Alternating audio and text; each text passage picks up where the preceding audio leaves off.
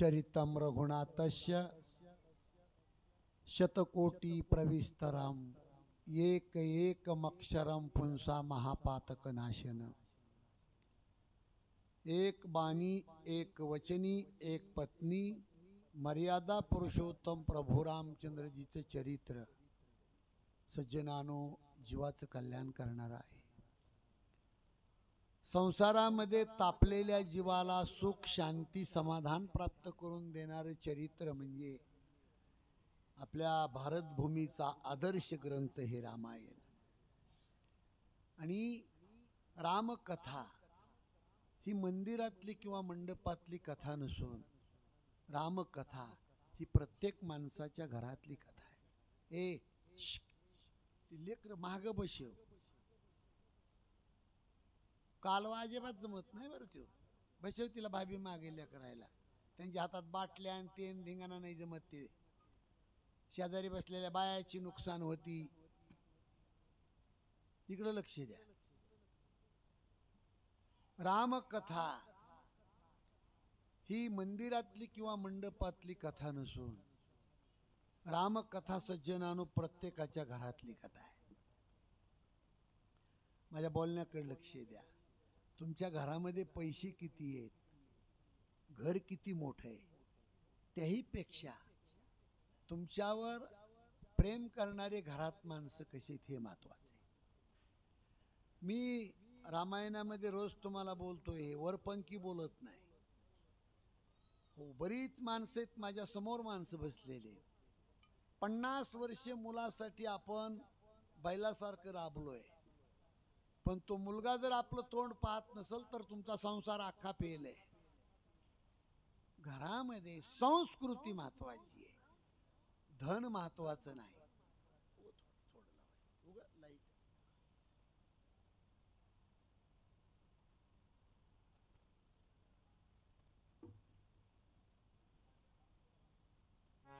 ए बोलू नका इथे। आणि म्हणून रामकथा ही एका प्रपंचिक आदर्श पुरुषाची कथा आहे।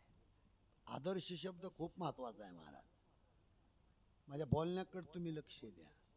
अंगावर कपडे फाटले असतील तरी चालेल, घर साधा असलं तरी चालेल, पण त्या माणसाला धब्बा नसू नये, हे आदर्श जीवन आहे। आणि मर्यादा पुरुषोत्तमाची कथा, माणसाच्या अंगावर कपडे किती भारी आहेत हे महत्वाचं नाही, त्याच्या रक्तात मर्यादा काय हे महत्वाचं आहे।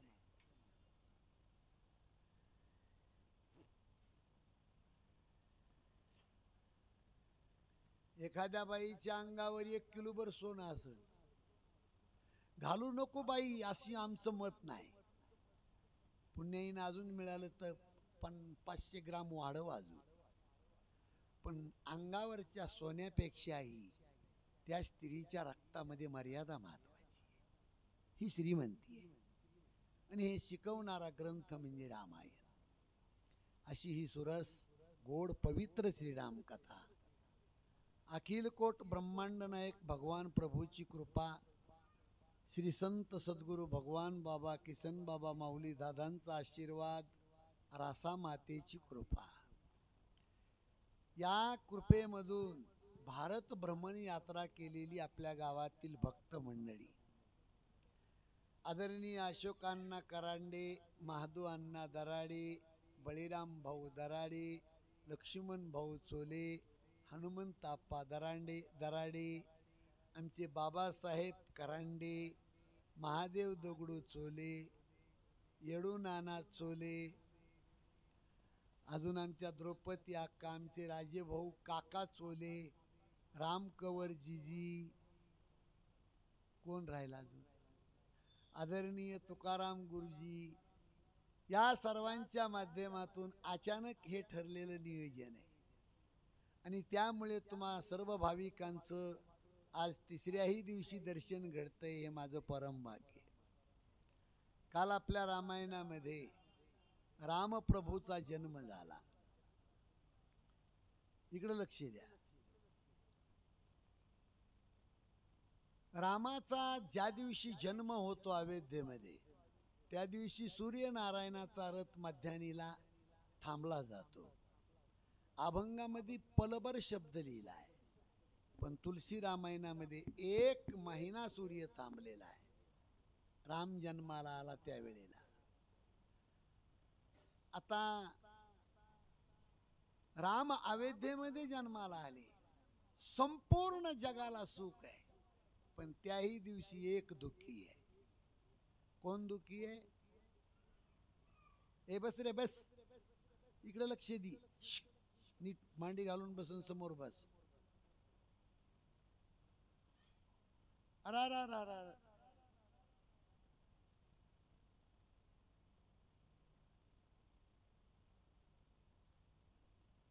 या पा. राम जन्माला आले त्या दिवशी संपूर्ण जगाला सुख आहे, पण एक दुःखी आहे. कोण दुःखी आहे? राम जन्माला आलेला आनंद संपूर्ण जगाला आहे, पण त्या दिवशी दुःखी कोण आहे? चंद्र दुःखी आहे. चंद्र त्या दिवशी रामावर रुसलेला आहे. हो, रामाच्या सोबत चंद्र भांडू लागलेला आहे की प्रभू, मला अंधारामध्ये तुम्ही जन्म घेतला, माझ्याविषयी मनामध्ये पाप धारण केलंय. आणि त्या दिवशी देवाला कळालं, मी जगाचा बाप असलो तरी एका वेळी संपूर्ण जग सुखी करू शकत नाही. म्हणून जगामध्ये प्रसिद्ध दुकानं 3 आहेत. एक जीवाची दुकान, दुसरी देवाची दुकान आणि तिसरी संताची दुकान. आणि या 3 दुकानामध्ये 3 पद्धतीचा माल मिळतो. जीवाच्या दुकानात फक्त दुःख मिळतं, देवाच्या दुकानात सुख आणि दुःख मिळतं, संताच्या दुकानात फक्त सुख मिळतं. 1 मिनिट घेऊ याच्यासाठी आपण. मागं बसतो जाऊन, हे लेकर पुढं नाही जमत बरं. ए मागं बस, चल बसवा त्याला माग. नाही मागं बसवा त्या बारक्याला. लेकर हे करते तो, लेकराला कळत नसतंय पुढं काही. त्याची आई असेल जा तिकडं. विक्षेप नको मग मध्ये. 1 मिनिट खूप महत्वाचा असतोय. 1 तास प्रवचन केलं तर माणसं पेंगत येत. 3 तास गेले रात्री, कळले का तुम्हाला? शिस्त महत्वाची. आपापले लेकर बाई सांगतो अगोदर मी हात जोडून, कालवा अजिबात करू नका. जीवाची दुकान, देवाची दुकान आणि संताची दुकान, या 3 दुकानामध्ये 3 पद्धतीचा माल मिळतो. पहिली जीवाची दुकान. जीवाच्या दुकानात फक्त दुःख आहे. कितीही श्रीमंत माणूस असू द्या, आणि सकाळी जाऊन त्याचं तोंड पहा तुम्ही, क्यों रोते हो, तो मेरी सूरतच वैसी. देवानं कितीही दिलं तरी मन प्रसन्न नाही, त्याच्या चेहऱ्यावर समाधान नाही. म्हणून जीवाच्या दुकानामध्ये दुःख आहे. देवाच्या दुकानामध्ये सुख आणि दुःख मिश्रित माल मिळतोय. एकाच गावामध्ये एका गल्लीमध्ये श्रीमंताच्या मुलाचं लग्न आहे. त्या लग्नामध्ये गुलाबजांबूचा बेत आहे जेवायला. पण त्याच गावात दुसऱ्या गल्लीमध्ये गरीबाचा तरणा बांड मुलगा मरतोय. संपूर्ण गल्ली दुःखामध्ये आहे. एकाच गावात एका गल्लीला सुख आहे, एका गल्लीला दुःख आहे. ही देवाची दुकान आहे, थोडक्यात सांगतोय मी. आणि तिसरी संताची दुकान आहे. संताच्या दुकानामध्ये सज्जनानो फक्त सुख आहे. कारण साधू संताला कशाची अपेक्षा नाही. निरपेक्ष जीवन जगणारी जात या जगामध्ये फक्त संताची आहे.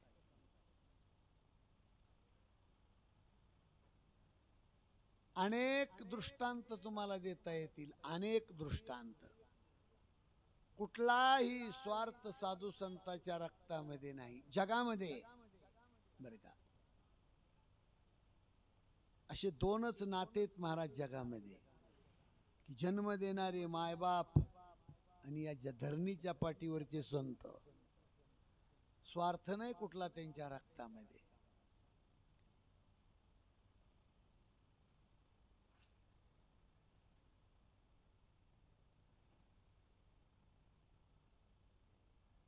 जगाच्या उद्धारासाठी साधूचं जीवन आहे. अगदी जिवंत घडलेला दृष्टांत. इकडे लक्ष द्या.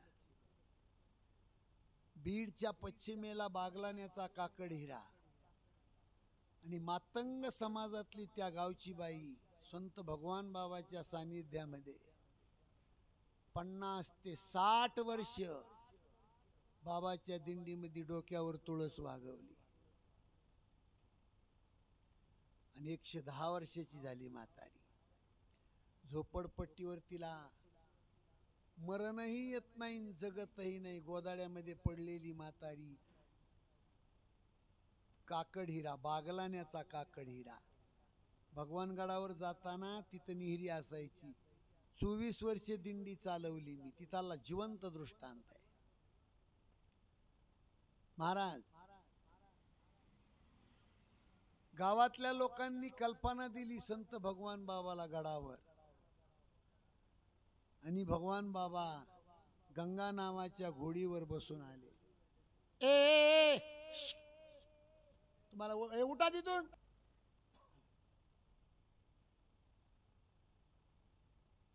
हे इथून इतका महाराज आपल्या गावात अड्डाच झालाय तो कोपरा. तितका वाईट अड्डा जगात बी पाहायला मिळत नाही कुठं.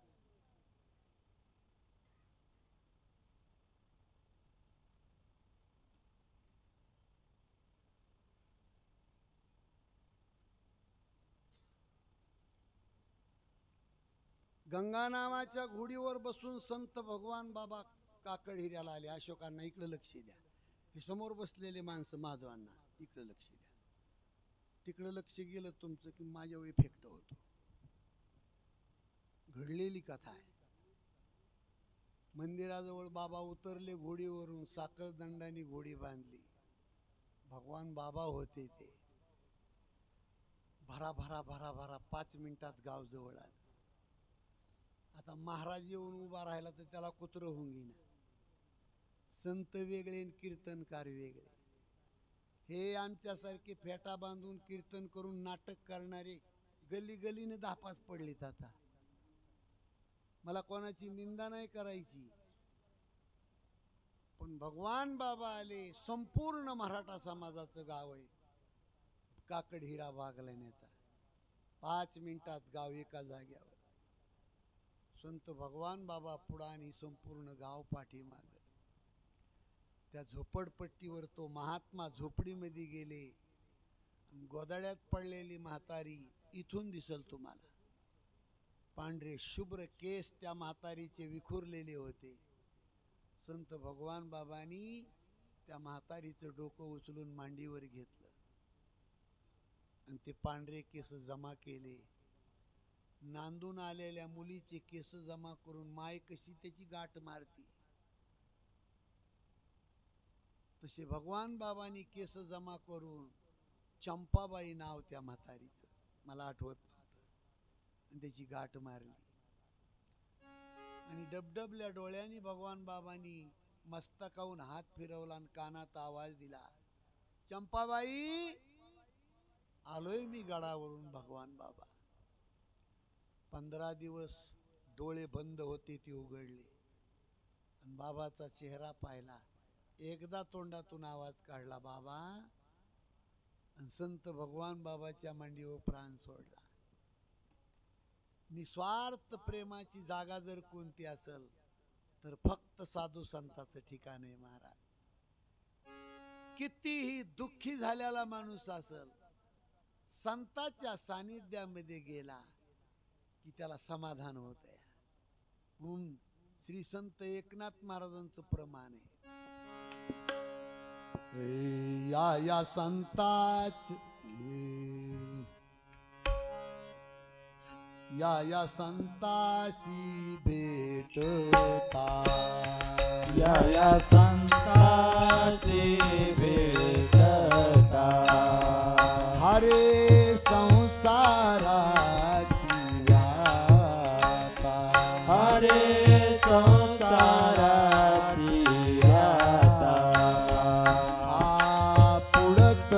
पुढती माता पुढत पुढती माता अखंडित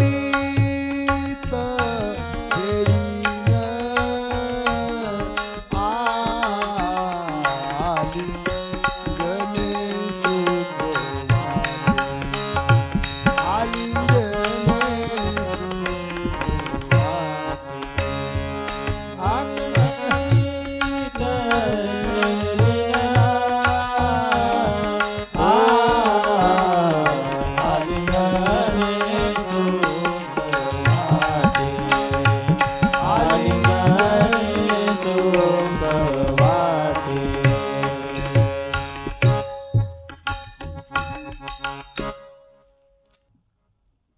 साधूचा स्पर्श झाला. स्पर्श तुम्हाला माझ्या बोलण्याकडे लक्ष द्या. त्याचं कल्याण झालं. पिढ्यान पिढ्या त्याच्या जीवनाचं सोनं होतंय. साधूचा नुसता स्पर्श होऊ द्या. म्हणून संताच्या दुकानात सुख आहे, जीवाच्या दुकानात दुःख आहे, देवाच्या दुकानात सुख आणि दुःख आहे. हे रामायण कुठून फुटलंय आपलं? आज आपल्या रामायणामध्ये राम जन्माला आले. सूर्याला सुख आहे पण चंद्राला दुःख आहे. आणि त्या दिवशी रामाला कळालं मी देव असलो तरी संपूर्ण जग एका वेळी सुखी करू शकत नाही, तर गावातला सरपंच अख्ख्या गावाला एक दिवशी घरकुल कसा देईल. आणि मग चंद्र रुसला. देव म्हणले चंद्रा ये ना तू. चंद्र म्हणतो प्रभू सूर्य जागचा नाही आला तर मी कसा येऊ शकतो. आणि मग तिथं देवानी चंद्राला वचन दिले, राम अवतार सूर्यवंशात आणि कृष्ण अवतार चंद्रवंशात. हो तुझ्या वंशामध्ये कृष्ण अवतार धारण करीन मी. तरी चंद्राचा रुसवा जायना. चंद्र म्हणतो राम अवताराचा मला फायदा काय. आणि मग रामानं चंद्राचा रुसवा काढण्यासाठी चंद्राचं नाव स्वतःच्या नावाला जोडलं. पहिलं फक्त राम नाव होतं, पण रामाच्या नावाला चंद्राची इल्डिंग करून घेतली गजाबापूकडून. कशी इल्डिंग केली? एकीकून राम आणि एकीकून चंद्र असा जोडला. आणि तिथून पुढे रामचंद्र भगवान की जय जय. आणि मग चंद्राचा रुसवा गेला. सज्जनानो, राम कौशल्या मातेच्या पोटी, सुमित्रा मातेच्या पोटी लक्ष्मणजी, कैकेयीच्या पोटी भरत शत्रुघ्न, आणि पिंडघारीने झडपिला अंजनीने तो सेविला. अंजनीच्या तपासाठी महारुद्र आले पोटी. रात्री प्रमाण म्हणलो पण जरा गडबडीत म्हणलो मी. कटी सोन्याची लंगोटी मुखी राम राम राम. कटी सोन्याची लंगोटी मुखी राम राम राम. कटी सोन्याची लंगोटी मुखी राम राम राम. कटी सोन्याची लंगोटी मुखी राम राम राम. माता अंजनीच्या पोटी बाळ जन्मले मारोती. कटी सोन्याची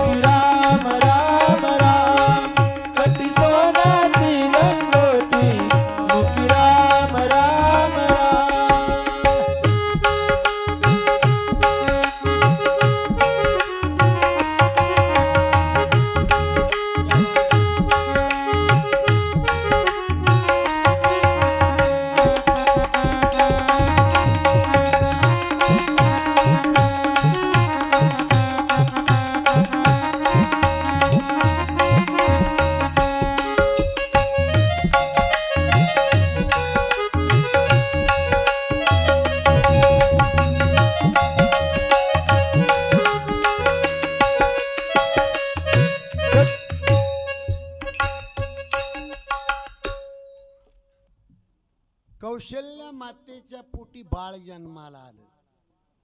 महालाच्या चौकामध्ये एक भांडे घासणारी दासी तिने चिमुकल्या बाळाच्या रडण्याचा आवाज ऐकला. भांडे घासायचे सोडून दिले आणि ती दासी पळत गेली दशरथ राजाच्या दरबारामध्ये. थै थै थै थै नाचू लागली. महाराज की जय हो, महाराज की जय हो, महाराज की जय हो. ए दासी, माझ्या नावाचा जे जयकार करून तू नाचकाम करते, काय कारण आहे? महाराज आपको लाला भय है. महाराज तुम्हाला मुलगा झाला, मुलगा. अहो सगळे डोक्याचे केस पांढरे झाले होते आणि म्हातारपणी मुलगा झालेली वार्ता ऐकली. राजा दशरथाला आनंद मायनान गळ्यातल्या मोत्याच्या माळा काढल्या आणि दासीच्या अंगावर सप्रेम भेट म्हणून फेकल्या. आणि राजा उठण्याचा प्रयत्न करतो पण आनंदाच्या भरामध्ये चक्कर येऊन खाली पडतो.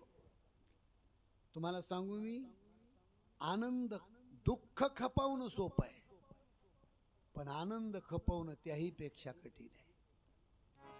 या ठिकाणी गोस्वामी तुलसीजींनी चोपाई लिहून ठेवलेली आहे. दशरथ पुत्र जन्म सुनिकाना, मानव ब्रह्मानंद समाना, परम प्रेम मन पुलक शरीरा, चाहत उठन करत मती धीरा. आणि मग राजा दशरथानी अयोध्या नगरीमध्ये 4 कोपऱ्यावर बँड वाजवायला सांगितला. आणि ज्या वेळेला अयोध्या नगरीमध्ये 4 कोपऱ्यावर बँड वाजला जातो त्यावेळेला घरामध्ये काम करणाऱ्या महिला हातातलं काम टाकून देतात आणि रस्त्यावर गल्लीमध्ये महिलांची चर्चा सुरू होते. एक बाई दुसऱ्या बाईला चौकशी करते, बाई कशाच्या नौबदा वाजती, बाई कशाच्या नौबदा वाजती, बाई कशाच्या नौबदा वाजती, बाई कशाच्या नौबदा वाजती, बाई कशाच्या नौबदा वाजती, बाई कशाच्या नौबदा वाजती, बाई कशाच्या नौबदा वाजती, बाई कशाच्या नौबदा वाजती, बाई कशाच्या नौबदा वाजती, बाई कशाच्या नौबदा वाजती, बाई कशाच्या नौबदा वाजती, बाई कशाच्या नौबदा वाजती, बाई कशाच्या नौबदा वाजती, बाई कशाच्या नौबदा वाजती, बाई कशाच्या नौबदा वाजती, बाई कशाच्या नौबदा. हे पुत्र झाला त्या दशरथा, पुत्र झाला त्या दशरथा, पुत्र झाला त्या दशरथा, पुत्र झाला त्या दशरथा. हे चला चला तेथे जाऊ बाळ, कौशल्य ते पाहू बाळ, कौशल्य ते पाहू बाळ, कौशल्य ते पाहू.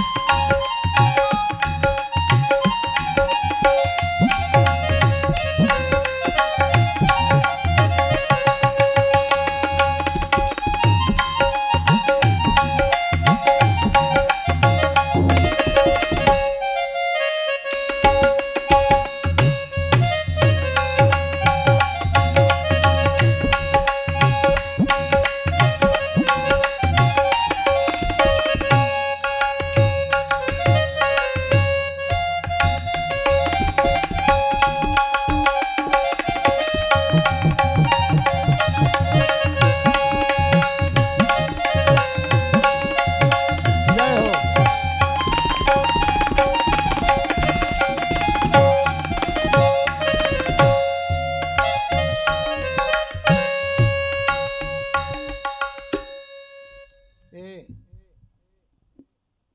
ए राधाबाई, ए साहित्रा, ए सुमनबाई, ए बँड कशाचा वाजतोय ग? ए मावशो, बँड कशाचा वाजतो? ही अवैधतेतल्या महिलांची चर्चा आणि त्याचं वर्णन नामदेव महाराजांनी केलंय. बाई कशाच्या नौबदा वाजती, बाई कशाच्या नौबदा, पुत्र झाला त्या दशरथा, चला चला तेथे जाऊ, कौशल्येचे बाळ पाहू. आणि मग कौशल्यामाईच्या महालाच्या गेटवर ही गर्दी. बालरूप रामाच्या दर्शनासाठी जगातले साधू संत ऋषी मुनी बालरामाच्या दर्शनासाठी येतात. तुम्हाला सांगू मी, चांगलं बाळ आपल्या पोटी जन्माला यावं असं वाटत असेल तर मायबापाची तपश्चर्या महत्वाची आहे. हो, ज्या रात्रीला स्त्रीच्या पोटामध्ये गर्भाची धारणा तयार होते त्या रात्रीपासून 9 महिने 9 दिवस ती बाई सावध पाहिजे. अशोकांना माझ्याकडे लक्ष नाही तुमचं.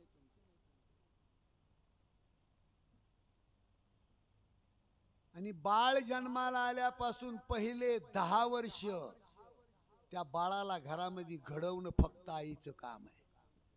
आणि जर तिथं बाईकडून चूक झाली तर मग मात्र म्हातारपणी रडण्याची वेळ येते.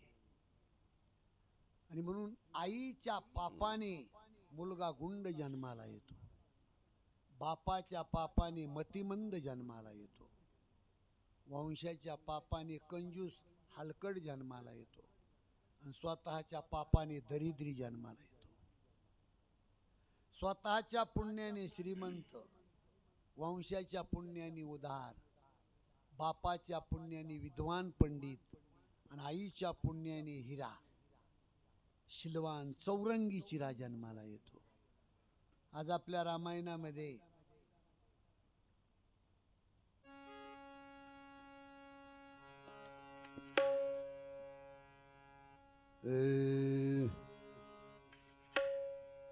यानंतर गीत तोंडासमोर आलेले. राम दशरथ के घर जन्मे घराना, हो तो ऐसा हो, लोग दर्शन को चले आए सुहाना, हो तो ऐसा हो, सुहाना हो तो ऐसा हो. राम दशरथ के घर जन्मे घराना, हो तो ऐसा हो. एक दिवशीचा प्रसंग आहे. ए लेकर कोण्या पाहिजे रे तिथं महाद्वापा, लेकर इकडे घ्यावर. एक दिवशी सूर्य उदयाला, भगव्या कपड्यावाला, केळीच्या खांबासारखं शरीर, चेहऱ्यावर सूर्यासारखं तेज, अंगावर भगवे कपडे, कानामध्ये कुंडल, हातामध्ये कमंडलू, पायामध्ये खडावा. आणि सूर्य उदयाला कौशल्यामाईच्या महालाच्या गेटवर भिक्षा मागायला एक साधू येतो. भिक्षां देही माते, मर्दवा तेरा भला करेगा, भिक्षां देही. कौशल्या माता घरामध्ये गेल्या महालामध्ये आणि भिक्षा आणली. त्या साधूच्या भिक्षा पात्रामध्ये भिक्षा टाकली, तरी पण दारातला साधू जात नाही. वरच्या उंबरट्याकडे पाहून ढसा ढसा रडतो. त्यावेळेला कौशल्या मातेनं पाहिलं त्या साधूच्या चेहऱ्याकडे. बाबा, मला असं वाटतंय भिक्षा वाढली तरी तुम्ही जात नाही माझ्या दारातून, वरच्या उंबरट्याकडे पाहून रडताय. याचा अर्थ असा आहे की भीक मागणारे साधू तुम्ही नसावेत. बाबा, भिक्षा वाढली तुम्हाला तरी तुम्ही वापस जात नाही. नेमके तुम्ही कोण आहात? मला वाटतंय की तुम्ही भीक मागणारे साधू नसावेत.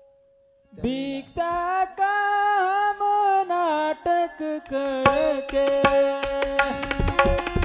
राम नाटक करके आए हो हम सुध बुध हर के आए हो हम सुध बुध हर के तोर द्वार करो ये करो दिखा दे मैया राम से तोर द्वार करो ये करो दिखा दे मैया राम से द्वार करो एक जोगी दिखाओ मैया राम से तोर द्वार करो ये करो दिखाओ मैया राम से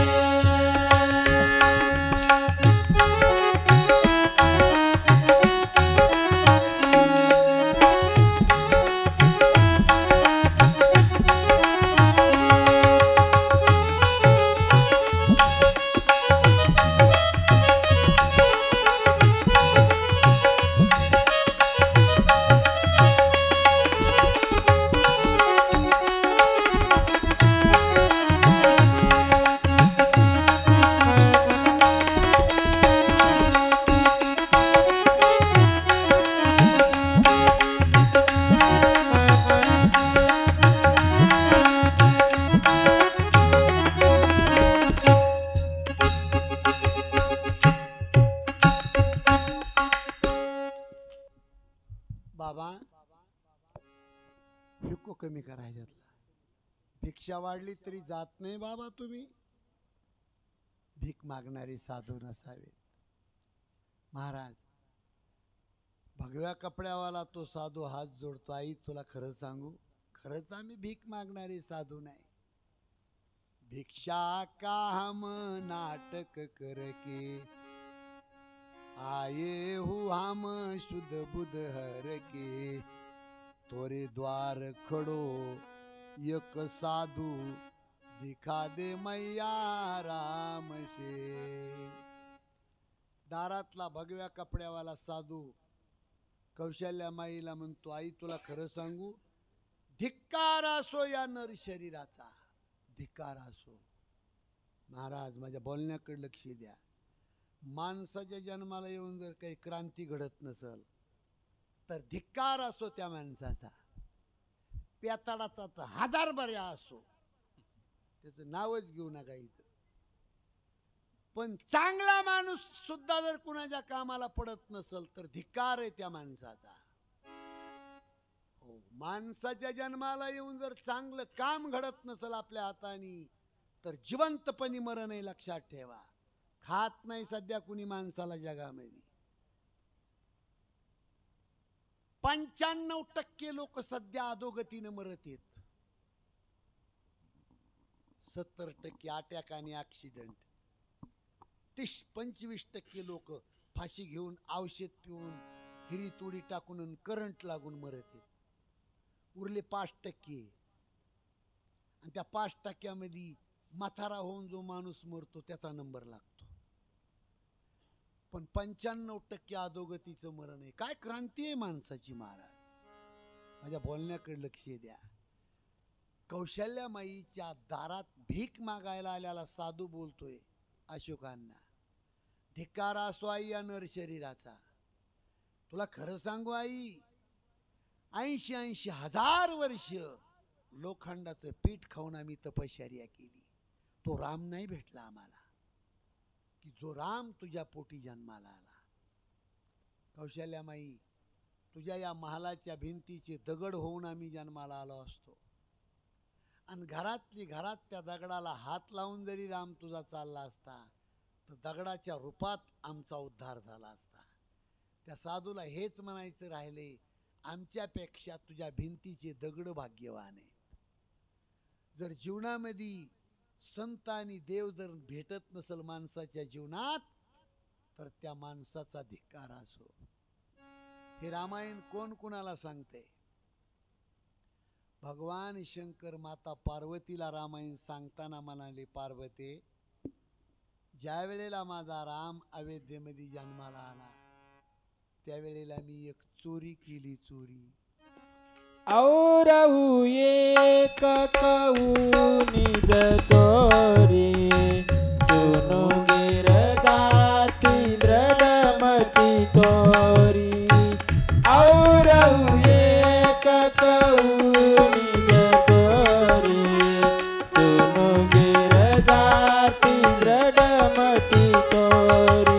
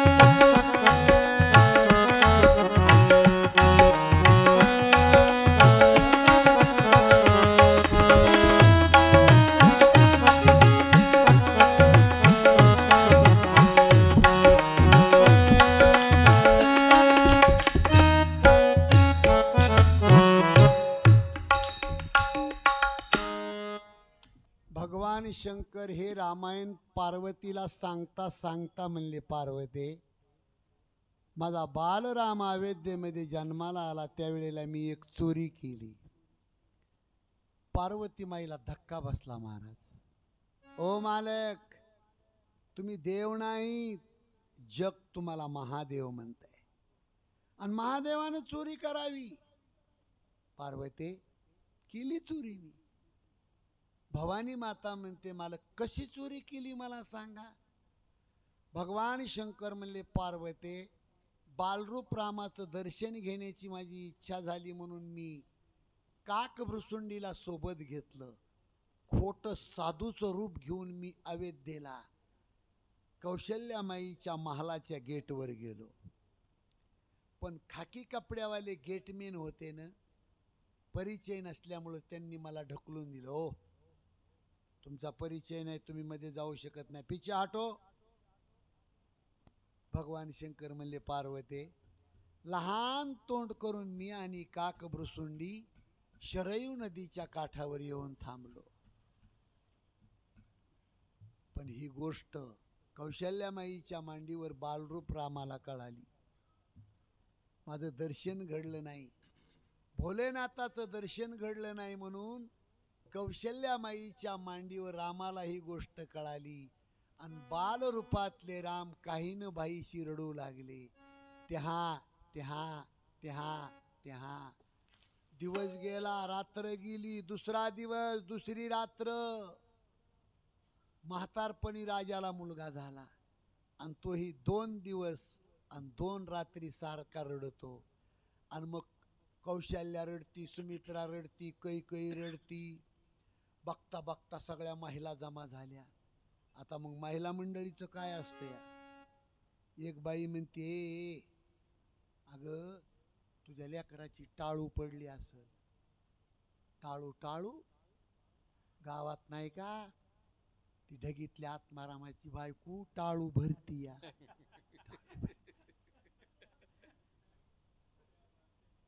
एक बाई भेटली, ती बाई म्हणली, अगे त्याला पालता डबा झाला असेल. ते देवराव करांड्या नाही का त्याचं पोरग पालता डबा कापीते जा तिकडं. अनेक नमुन्याच्या बाया अनेक पद्धतीने भेटल्या. पण तिसऱ्या दिवशी 80 वर्षाची म्हातारी काठी टिकीत आली. आणि ती म्हातारी म्हणती, कौशल्या, अगे कौशल्या, कोण्या बाईची कशी नजर, कोण्या बाईची कशी नजर.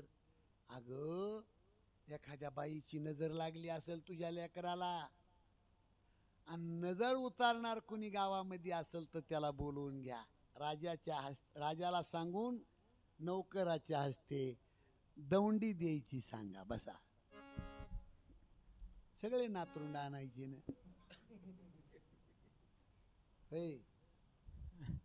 आणि मग दशरथ राजाने नौकराच्या हस्ते अयोध्येमध्ये दौंडी पिटवायला सुरुवात केली. आहे का कोणी बाळाची दृष्ट काढणारे?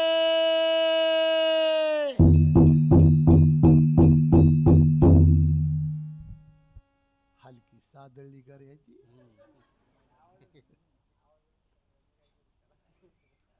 दाबून वाजव. आहे का कोणी बाळाची दृष्ट काढणारे?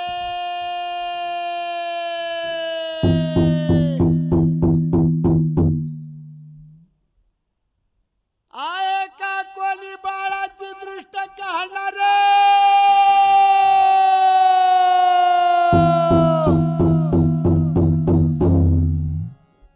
दौंडीवाले दौंडी वाजवीत शरयू नदीच्या काठावरती दौंडी साधूच्या वेशातल्या भगवान शंकरांनी ऐकली. तटकन उठून उभे राहिले. ओ कशाची दौंडी आहे? ते दौंडीवालं म्हणते राजाच्या मुलाला दृष्ट झाली. आणि ती दृष्ट नजर उतारणार कुणी असेल तर राजानं बोलावणं केलंय. साधूच्या वेशातले भोलेनाथ म्हणले, बाप रे, बाळाची नजर आम्ही उतरतो. दौंडीवालं म्हणलं, मटेरियल काय लागतंय? नजर उतरायला मटेरियल काय लागतंय? साधूच्या वेशातले भोलेनाथ म्हणले, काहीच मटेरियल लागत नाही, फक्त बाळाच्या जवळ आहे, मला घेऊन जा. हे रामायण पार्वतीला सांगतेत महादेव. पार्वते, आता दौंडीवालं पुढं आणि मीन काक भुरसुंडी त्याच्या पाठीमाग. कौशल्यामाईच्या गेटवर 2 खाकी कपड्यावाले गेटमेन ज्यांनी आम्हाला पहिल्यांदा ढकलून दिलतं. पण आता दौंडीवालं पुढं असल्यामुळं पार्वते त्या खाकी कपड्यावाल्या गेटमेनला आम्हीच एक गुच्छा दिला. सरळ मध्ये गेलो. कौशल्यामाईच्या मांडीवर बालरूप राम रडत होते. आणि कौशल्या मातेच्या समोर मी जाऊन उभे राहिलो, हात जोडले. सुमित्रा कौशल्या मातेला धक्का देते. ओ कौशल्या बहन जी, बाळाची नजर उतारणारे साधू आले. आणि मग कौशल्यामाईने वर पाहिलं पार्वती माझ्याकडं. बाबा, हा कुठले बाबा आपण? माते, मी हिमालयातला साधू आहे. ही कथा पार्वतीला महादेव सांगते. बाई, पार्वती म्हणली, तुम्ही हिमालयातले साधू? नवरा किती बी जहाबाज असू द्या, बाई क्लिअर काम करते त्याचं. साधू लागून गेले तुम्ही. आम्ही किती कीर्तन करून कुठून आलो तरी लुमीची माय एका शब्दात म्हणती तुम्हाला कळन का नाही हो? लागली वाट आमची.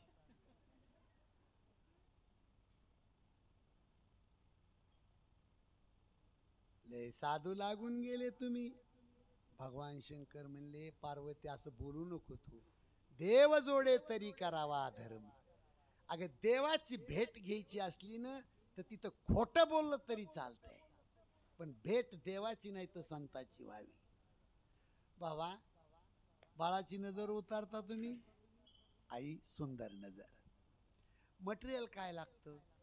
आई काही मटेरियल लागत नाही, फक्त तुझ्या मांडीवरचा बाळ उचल आणि माझ्या मांडीवर दे. अख्खा राम कौशल्यामाईनं उचलला आणि महादेवाच्या मांडीवर दिला. भगवान शंकराचा चेहरा डोळे उघडून रामानं पाहिला आणि भगवान शंकरांनी बालरूप रामाचं पाहिलं. हरिहराच्या 4 नेत्राचं मिलन झालं. गोस्वामी तुलसीजी म्हणतात या आनंदाचं वर्णन करण्यासाठी माझं डोकं बंद पडलं. 33 कोटी देवानी अयोध्येवर फुलाचा वर्षाव केला महाराज. इतके रडणारे राम पण गदगद गदगद हसू लागले आणि भगवान शंकर ढसा ढसा रडू लागले. प्रश्न आहे आपल्या समोर, राम का हसले आणि महादेव का रडले? सज्जनानो, राम याच्यासाठी हसले की बाप रे भोलेनाथ, याही माझ्या छोट्याशा रूपामध्ये दर्शनाचा चान्स तुम्ही सोडला नाही, काय कमाल की बात आहे. आणि भगवान शंकर का रडले? भगवान शंकर म्हणले प्रभू, फक्त माझं दर्शन घडलं नाही 3 दिवस म्हणून आईच्या मांडीवर रात्रानी दिवस तुम्हाला रडावं लागलं. तुमच्या कोमल कांतीला किती दुःख लागलं असेल म्हणून भगवान शंकर खाली मान घालून ढसा ढसा रडत होते. त्याच्या पुढचा टप्पा आहे का? ज्या वेळेला रामाला मांडीवर घेऊन महादेव रडतात त्यावेळेला कौशल्या माता फुंदू फुंदू रडू लागल्या. कौशल्या माता मनामध्ये म्हणते, बाय काय साधू आहे माय, इतकं माझं रडणारं लिकरू हसवलं. आणि स्वतः साधू रडू लागला. काय साधूचा अंतःकरण आहे. एक वाक्य जाता जाता तुम्हाला सांगून जातो.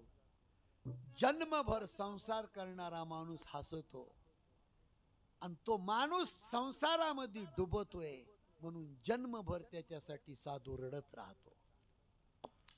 हो, बुडत हे जन. तात्या अधून मधून शब्द पांगवी जा. जन्मभर हरेक साधू समाजासाठी रडतो महाराज आणि माणसं हसत राहतात. ठीक आहे, भोलेनाथाच्या डोळ्यातलं पाणी पाहिलं आणि कौशल्या माताचे डोळे भरून आले. बाबा, माझ्या बाळाचं भविष्य सांगता? हो, कोणतीही माय असू द्यावं महाराज, कोणतीही. असे शब्द रामायणात आले की मला माझ्या माईची आठवण होती. काय सांगावं तुम्हाला, भीमशिम महाराजाचं कीर्तन होतं खडकीमध्ये, काल्याचं कीर्तन, आणि गावामध्ये मिरवणूक काढली. म्हणजे अशी चहा पेत पेत मिरवणूक. बँड नव्हता, आठवत आहे का मुंडे दादा तुम्हाला? घरोघर भीमशिम महाराज चहा पेत फिरले आणि आमच्या दुकानामध्ये येऊन बसले. मग माझ्या आईनं भीमशिम महाराजाच्या डोक्यावर पायावर डोकं टेकवलं आणि रडली आका आमची. म्हणली बाबा, उद्धव माझा हमेशा दुःखातच आहे. 4 मुली आहेत, त्याला लेकरू बाळ पुन्हा होईल का नाही. आणि मोठ्या मोठ्यानं आमची आई भीमसिंह महाराजाच्या समोर रडली. संत भगवान गडकर भीमसिंह महाराजांनी नारळ काढला आणि आमच्या मंडळीच्या ओटीमध्ये टाकला आणि आईला जवान दिली. आई रडू नको, तुझं कल्याण होईल. एक न एक दिवस तुझ्या मुलाचं सोनं होईल. हे माझ्या घरी येऊन भीमसिंह महाराजांनी आशीर्वाद दिला महाराज. त्यावेळेला आदरणीय अण्णा शाहूराव भाऊ सोबत होते, बाबाच्या सोबत आमच्या घरी. कशासाठी सांगतो मी हे? राहू द्या इजू द्या वात राहू द्या, काही होत नाही. कोणताही साधू असू द्या, गरीबाला आशीर्वाद देण्यासाठी त्याच्या डोळ्यामध्ये पाणी असतंय, पण ते डोळ्यातलं पाणी तुमचं आमचं कल्याण करतं. ही ताकद आहे त्या पाण्यामध्ये. भगवान शंकर कौशल्या माईला म्हणले, आई तू भाग्यवान आहेस, जगाचा बाप तुझ्या पोटी जन्माला आला. जगात तुझ्या इतकी भाग्यवान स्त्री नाही. पण 15 वर्षाचा तुझा मुलगा झाला की एक साधू येईन आणि तुझ्या मुलाला घेऊन जाईल. बाबा असं नका भविष्य सांगू, दक्षिणा थोडी वाढवून देते. भोलेनाथ म्हणले, आई तीर्थयात्रेचा योग 15व्या वर्षी तुझ्या मुलाच्या भविष्य रेषेमध्ये आहे. आणि चिंता करू नको तू, 15व्या वर्षी तुझा मुलगा जरी एका साधूने नेला तरी वापस येताना सुंदर मुली बरोबर लग्न करून येईल. कौशल्या माईला आनंद झाला. बाबा पुढचं भविष्य सांगा ना. पुढचं भविष्य कौशल्या माईनं रामाचं पुढचं भविष्य विचारलं. तुम्हाला इथून दिसेल त्यावेळेला भोलेनाथानं मान खाली घातली, डोळ्यातून टप टप पाणी गळालं. भगवान शंकर म्हणले, आई पुढच्या भविष्याची भविष्य रेस उगवली नाही अजून तुझ्या बाळाच्या पायावर. कारण महादेवाला माहित होतं की 14 वर्षे रामाला वनवासाला जावं लागणार आहे. पण हे जर कौशल्या माईला मी आज सांगल तर तिला दुःख होईल. म्हणून पुढचं भविष्य नंतर कधी फिरत फिरत आलो तर फुकट तुला सांगून जाईन. रामाला वापस दिलं जातंय. कौशल्या माईच्या मांडीवर दक्षिणा घेतली जाते आणि तिथून साधूच्या वेशातले भोलेनाथ आणि काकभ्रसुंडी निघून जातात. शरयू नदीच्या काठावर काकभ्रसुंडी थांबले आणि भगवान शंकर कैलासावर निघून गेले. असं करता करता 12 दिवस झाले. 12 आणि मग 12व्या दिवशी नामकरण विधी सोहळा. दशरथ राजाच्या 4ही मुलांचे नाव ठेवायचं काम वशिष्ठ गुरुदेवांनी केलं. इकडं लक्ष द्या. ए राजा, देवाला 1000 नाव आहेत, पण संसारिक जीवाला आराम देणारं नाव या जगात फक्त राम आहे. म्हणून तुझ्या मोठ्या मुलाचं नाव मी राम ठेवतो. पहिल्यांदा राम शब्द जगामध्ये वशिष्ठ गुरुदेवाच्या मुखातून बाहेर पडला आणि त्या रामनामाचा जे जेकार संपूर्ण जगातल्या ऋषी मुनींनी केला. बोलिए रामचंद्र भगवान की जय.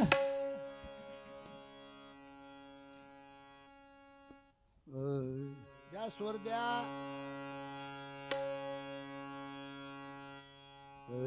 राजा राम राम राम सीता राम राम राम. राजा राम राम राम सीता राम राम राम. राम राम राम सीता राम राम राम. राजा राम राम राम सीता राम राम राम. राजा राम राम राम सीता राम राम राम.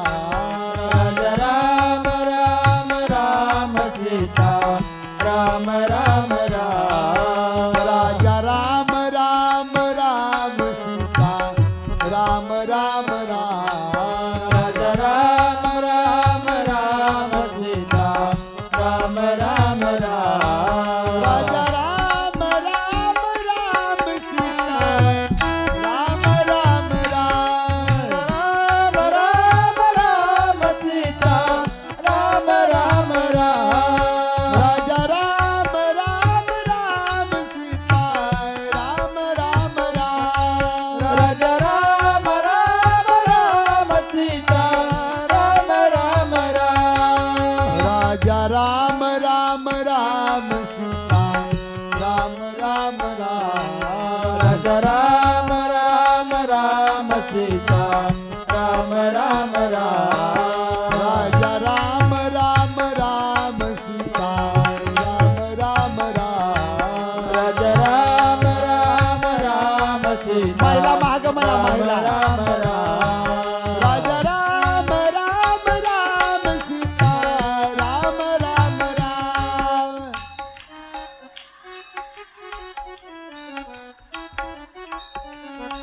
राजा राम राम राम सीता राम राम राम।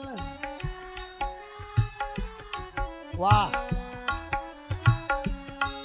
राजा राम राम राम सीता राम राम राम।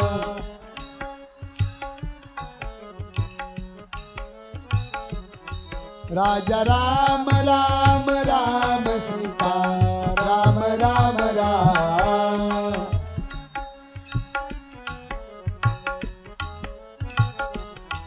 राजा राम राम राम सीता राम राम राम।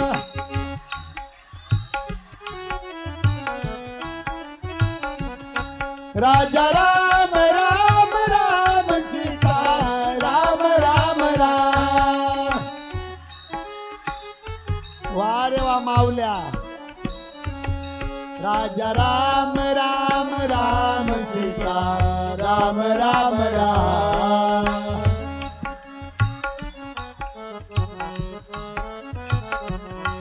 राजा राम राम राम सीता राम राम राम।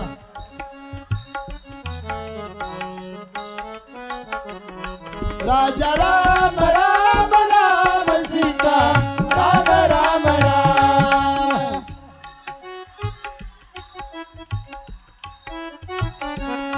राजा राम